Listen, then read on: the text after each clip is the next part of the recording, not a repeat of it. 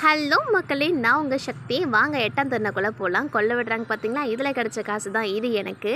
அதுக்கப்புறம் சாமி கிட்ட வந்ததுக்கப்புறம் தீபாரதனை காட்டிட்டு நாங்கள் வந்து எங்கே நடந்து போகிறோம் அப்படின்னு பார்த்திங்கன்னா மயானத்துக்கு போகிறோம்.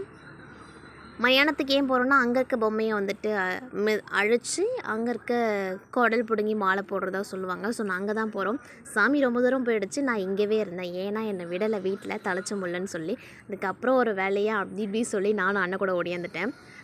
பயம் இல்லைன்னு சொல்ல முடியாது. பயம் எனக்குமே ஜாஸ்தியாக இருந்துச்சு. ஏன்னா கிட்டக்க பார்க்கவே ரொம்ப பயமாக இருந்துச்சு சாமியெல்லாம். இதில் ஒரு சாமி மட்டும் கொஞ்சம் தூரம் போய் ரொம்ப இவங்க வந்துட்டு அவங்களும் போல் எங்களையும் போக விடலை. எங்கேயாச்சும் அங்கே போனால் எங்கள் பின்னாடி வந்துட போகிறாங்கன்ற பயத்தில் நாங்களும் நின்றுட்டோம். அதுலேயே வந்துட்டு அங்கே அதுக்குள்ளே மிதிச்சிட்டாங்க.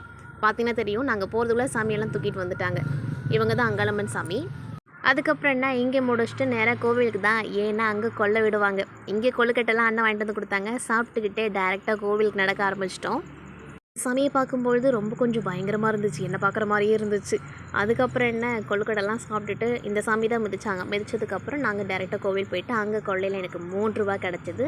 அதை எடுத்துகிட்டு வீட்டுக்கு வந்துட்டோம். இந்த மாதிரி உங்கள் ஊர்லேயும் மயானங்கள் நடந்திருக்கா அப்படின்னு கமெண்ட் பண்ணுங்கள். இன்னொரு வீடியோவில் சந்திக்கலாம். பை.